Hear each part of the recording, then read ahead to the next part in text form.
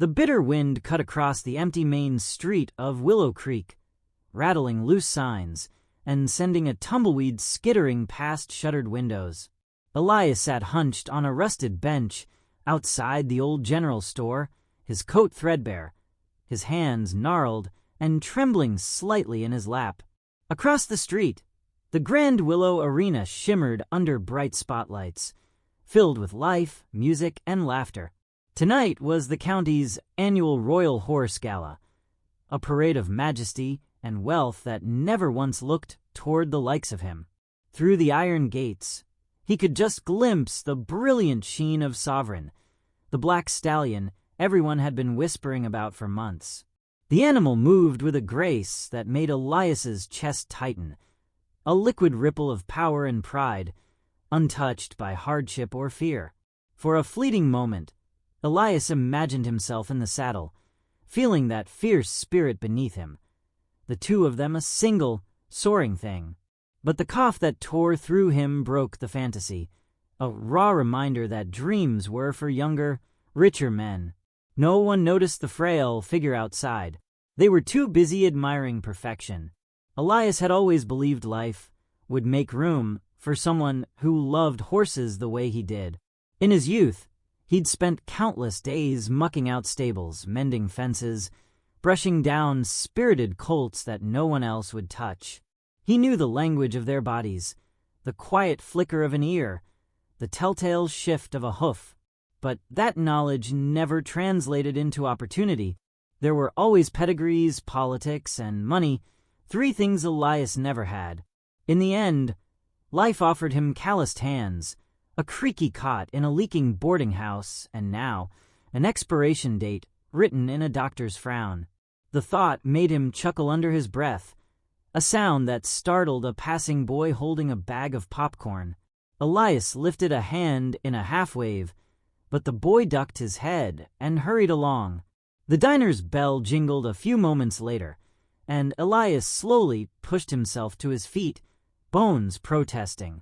He shuffled into the warm, greasy glow of May's Diner, where the coffee was cheap and the sympathy was thinner.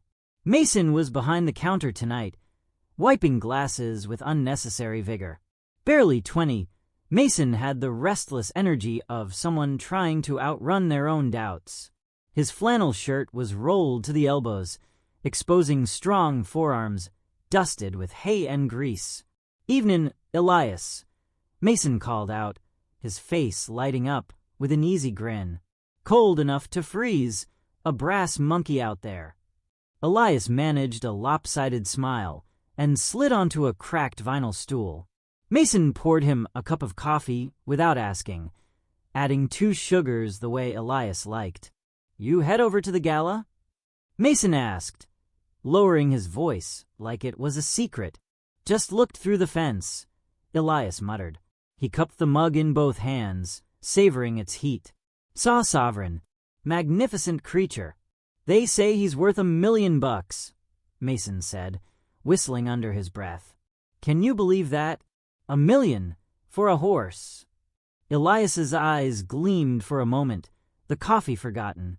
He moves like the river does after spring rains, like he's carrying the memory of mountains in his blood. Mason leaned against the counter, studying the old man. Elias spoke differently when he talked about horses, as if poetry was stitched into his worn-out heart. "Did you ever ride anything like him?" Mason asked, genuinely curious. Elias shook his head. "Closest I ever got was a plow horse named Rosie. Sweet thing, but built like a beer barrel." There was a pause, the kind that invites confessions or lets them slip away. "My doctor says I got maybe a month," Elias said casually, as if talking about the weather. "Maybe 2 if the good Lord's feelin' merciful." Mason's smile faltered. He looked down, fiddling with the glass in his hand. "You got any wishes?" Mason asked after a long moment.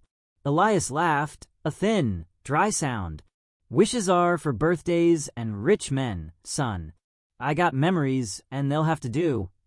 Mason wasn't convinced. He saw something in Elias's weathered face, something unspoken and unfinished. If you could do one last thing, Mason pressed. Just one. What would it be? Elias stared out the fogged diner window, watching the gala lights dance like distant stars. His voice, when it came, was so soft Mason had to lean in. I'd ride a real horse. A real one. Not just sit on it like a sack of potatoes. I mean ride. Feel that heartbeat through the saddle, the wind tearing at my jacket, the whole damn world falling away.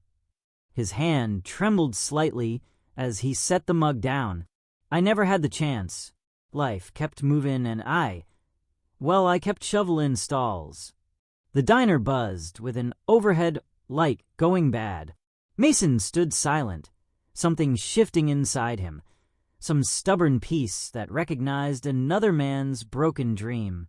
I'll make it happen, Mason said, surprising even himself. Elias turned, one brow lifted in amusement. You gonna buy Sovereign off Carter?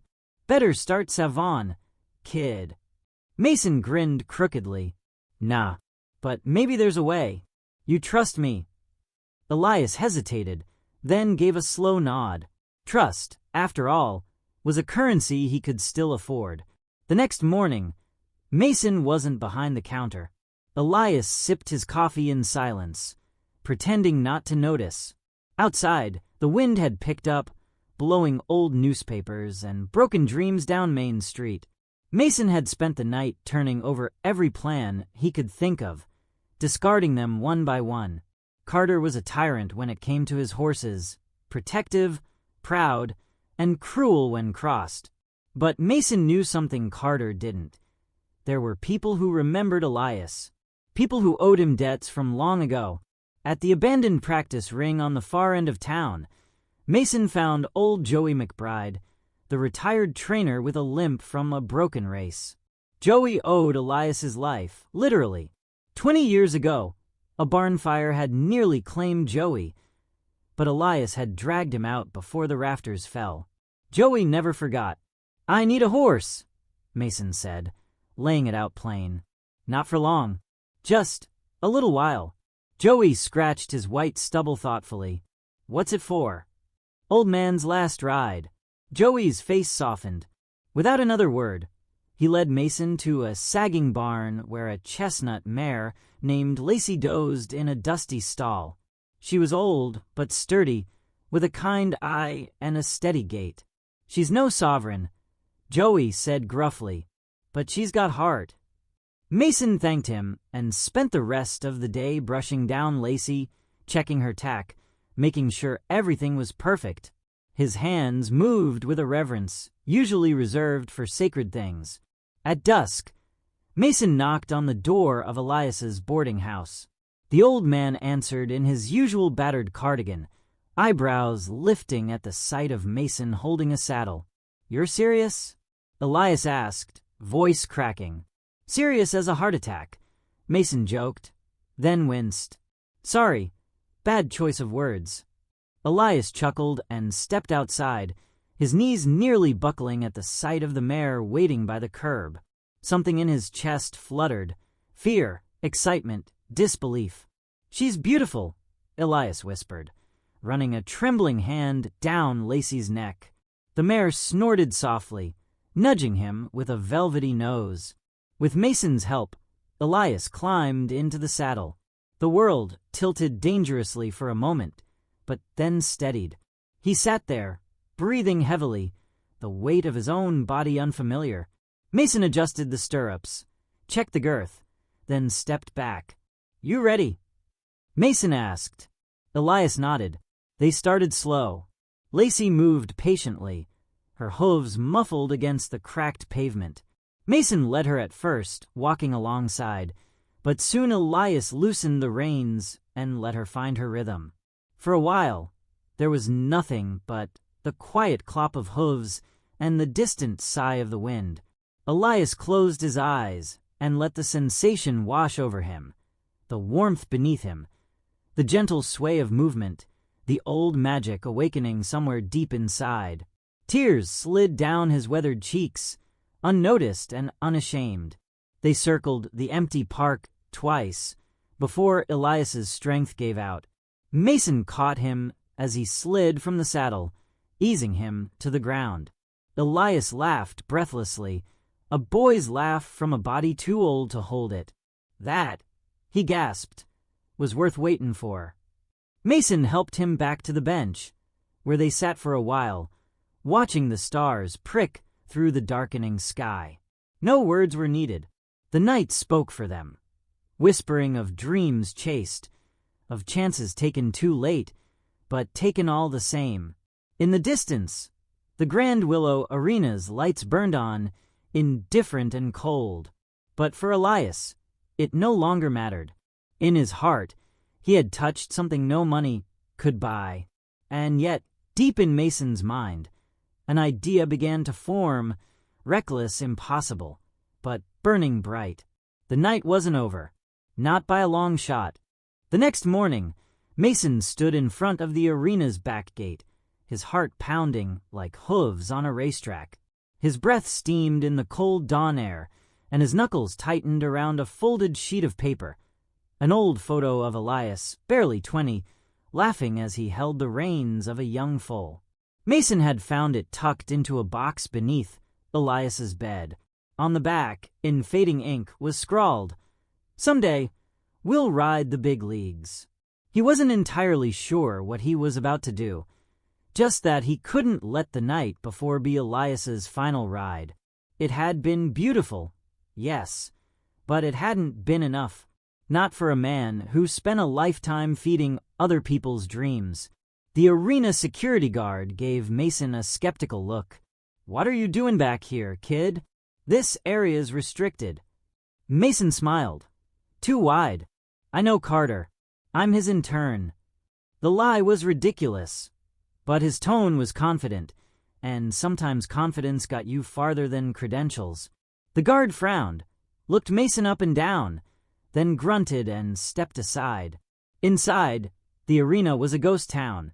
The gala had ended hours ago, and the stables were quiet, thick with the warm scent of hay, leather, and horses.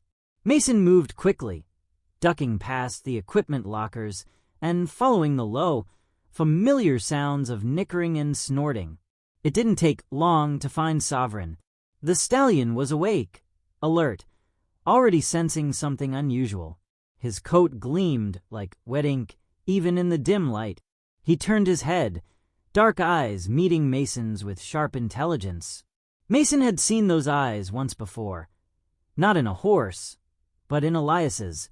That same blend of fire and sadness, of yearning and pride buried under years of dust. "You're not gonna like me," Mason whispered. "But this isn't about me." He opened the stall slowly, breathing through the thundering in his chest. Sovereign stepped back, pawed the ground, then paused. Something in Mason's stillness, his lack of threat, calmed the animal. Mason offered a sugar cube he'd stolen from the diner, and the horse took it gently. In that moment, Mason knew he couldn't steal Sovereign. That had never truly been the plan. But what he would do, was get Elias into that arena. One way or another. Back at the boarding house, Elias sat on his bed, dressing slowly, each movement stiff with pain. He'd barely slept. His legs ached from the ride, but it was a good ache, the kind that reminded you were still alive. He didn't hear Mason enter.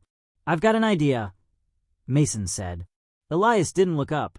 "No offense, kid, but your last idea nearly gave me a heart attack." "This one's bigger," Mason said, sitting beside him. "I mean big." Elias finally turned his head. "I don't have time for big." "That's why it matters," Mason said quietly. He told Elias everything. About sneaking into the stables, about Sovereign, about the arena's early morning maintenance slot. For 15 minutes, the arena would be empty before staff arrived. Just enough time for one ride. One real ride. Elias stared at him, incredulous. "You want me to break into the county arena?" "No," Mason said. "I want to sneak you in." Elias barked a laugh that turned into a cough. "You're crazier than I thought." "I know," Mason said. "But you're coming anyway." They moved under the veil of early morning fog. Elias wore an old riding coat Mason had borrowed from Joey, a faded burgundy thing with worn seams. It hung loose on his frame, but there was dignity in the way he walked, slow and deliberate. Mason had brought Lacey again. The mare whickered softly at the sight of Elias, and the old man smiled like a child. "She's no sovereign," Elias said. "She's better," Mason replied. "She knows your heart." They made it to the back gate unnoticed. Inside, the arena stretched wide and empty, its sand still marked by the hooves of last night's champions. Elias stood at the entrance, his breath catching. For a moment, the years fell away. He was no longer the sick, forgotten stable hand. He was the boy in the photograph, the dreamer, the rider. Mason helped him into the saddle, careful, patient. Then he stepped back and let go. Elias nudged Lacey forward. She responded gently, trotting into the arena's center. The silence was immense. He could hear the rhythm of her breath, the soft puff of her hooves against the earth. He urged her into a slow canter, and she obeyed, smooth and steady. Around the ring they moved, not fast, but proud. In his mind, Elias wasn't riding Lacey. He was on Sovereign. He was on Rosie. He was on every horse he'd ever dreamed of but never touched. And in the stands, he imagined an audience.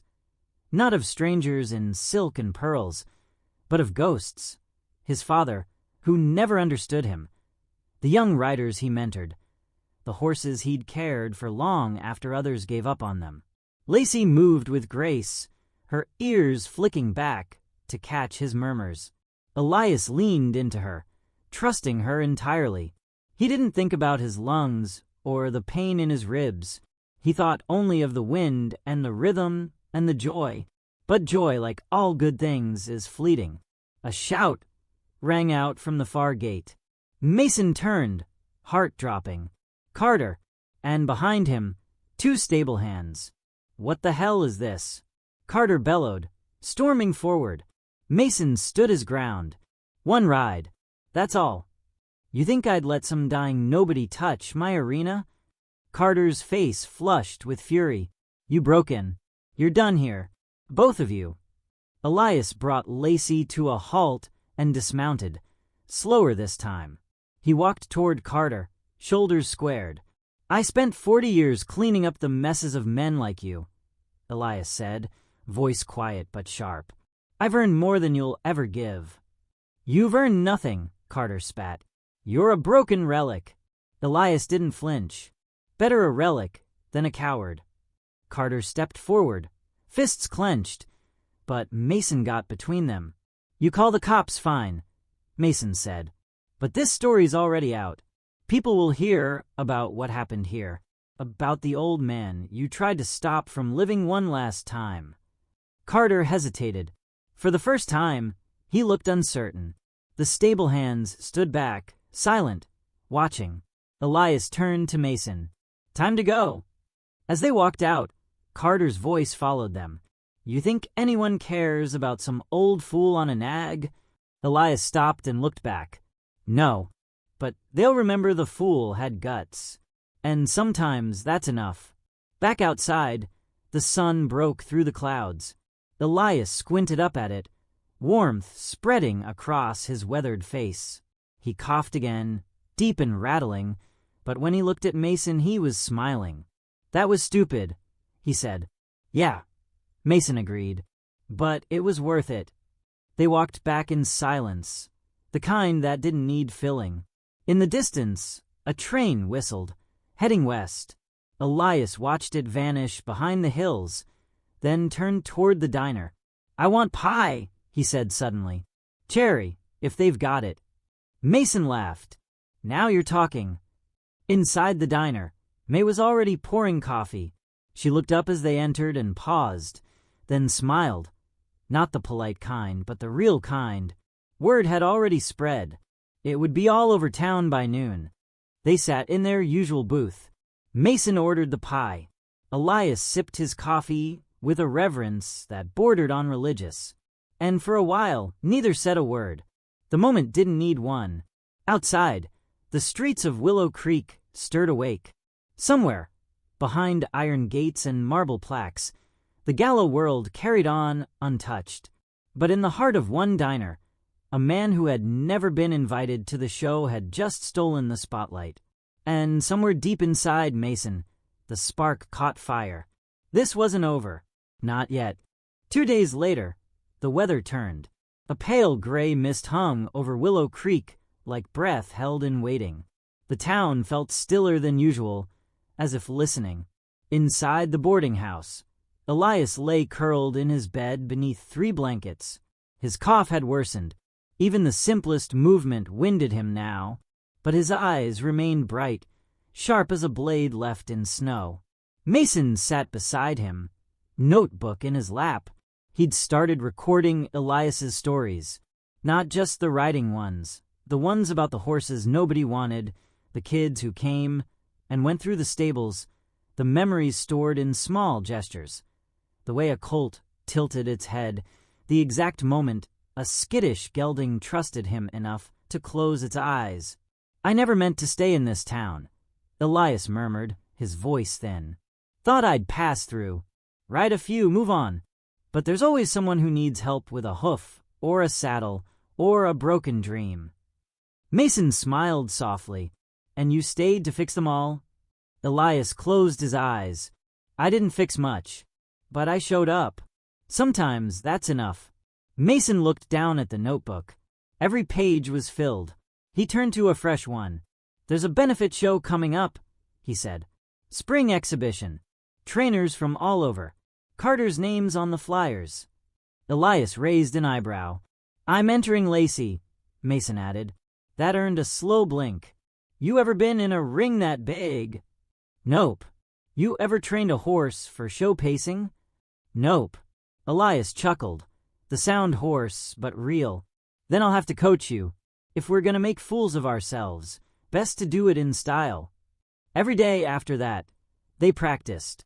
Not in the fancy rings or under floodlights, but in the pasture behind the diner. The ground was uneven, the fencing patched with wire and hope, but Lacey didn't care. Neither did Elias. He sat in a folding chair wrapped in quilts, barking instructions like a drill sergeant. "Lift your chin. Loosen your knees. She's reading your body, not your mouth."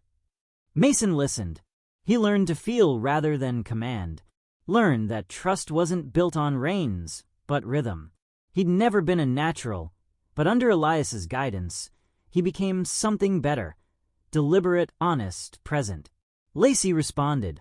She moved smoother, with more confidence. She flicked her ears back to Mason's murmured words. The connection grew. So did the town's curiosity. People stopped by the pasture. First May, with a thermos of soup. Then Joey, leaning on the fence. Then others, neighbors, kids, old hands from the stables who remembered Elias as that wiry guy who could calm a stallion with a whisper. They brought lawn chairs and coffee and quiet reverence. The story had spread faster than anyone expected. The man who broke into Carter's arena, the boy who wouldn't leave him behind. By the time spring arrived, the whole town seemed invested in the outcome. The benefit show sold out, not for Carter's team or the prize-winning studs. They came for a borrowed mare and an unpolished rider coached by a dying legend. On the morning of the show, Mason stood outside Elias's room, adjusting the cuffs of his borrowed jacket. He looked almost proper. The same couldn't be said for the nervous energy rolling off him. Inside, Elias was slow to dress. His hands shook more now. His breath came in soft, shallow bursts. He knew the hour was close. Too close. But he wasn't afraid. Not anymore. When Mason entered, Elias looked up, eyes warm. "Don't let her get distracted by the crowds," he said. "Focus her on you. She'll follow your heart if you show it to her." Mason nodded. "You'll be there." Elias hesitated. "If I'm not, remember, it's not about the win. It's about the ride." They clasped hands. Something passed between them, something stronger than thanks, deeper than goodbye. The arena bustled with noise. Trainers called commands. Horses snorted and danced in their stalls. Carter stood at the far end, clipboard in hand, wearing a navy suit that screamed power and perfection. When he saw Mason, his lips curled. "Didn't think you'd show," Carter said. "Still chasing fairy tales?" "No," Mason replied. "Just finishing one." Carter's laughter was cold. "You'll be lucky to finish the course." Mason ignored him. The exhibition began. One by one, polished riders led gleaming horses through routines choreographed like ballroom dances. Applause rippled through the crowd. Judges scribbled notes. Photographers snapped away. Then came Mason's turn. He guided Lacey into the ring, heart hammering against his ribs. The lights felt blinding, the crowd a distant blur. But when he glanced to the side, he saw them. May, Joey, half the diner staff, and near the edge, Elias. In a wheelchair, propped by pillows, wrapped in a thick blanket, eyes locked on Mason. He nodded once. Mason turned back to Lacey. "Just you and me, girl." They began. The routine wasn't perfect. Lacey stumbled once. Mason overcorrected a turn. But there was grace in their imperfection, sincerity in every step. The crowd quieted. Then slowly, applause began. Not thunderous, but real. When they finished, Mason dismounted and bowed his head to Elias. Carter didn't speak to him afterward. He didn't need to. The crowd had already chosen. Later that night, back at the boarding house, Elias drifted in and out of sleep. His breathing slowed, shallow now, each inhale a climb. Mason sat by his side, a ribbon in hand.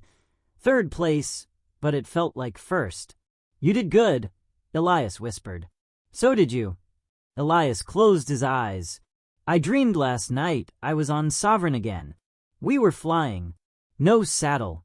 Just wind and light. And I wasn't tired."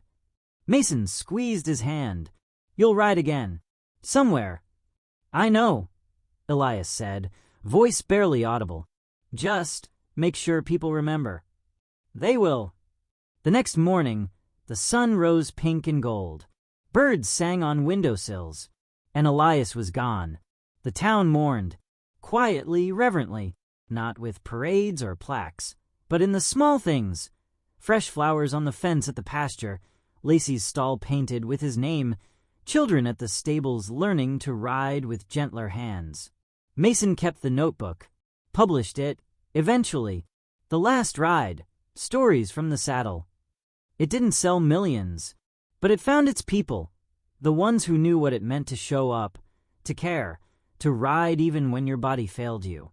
Years passed. Mason became a trainer, then a mentor. Lacey grew old, but she stayed by his side.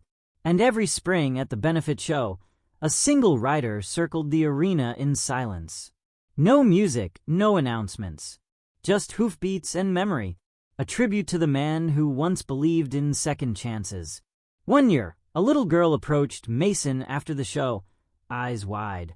"Did you know Elias?" she asked. Mason smiled. "I still do." In the end, Elias hadn't needed fame or fortune or a championship ribbon. All he ever wanted was one last ride, and a world that remembered he was worth the saddle. And he got both.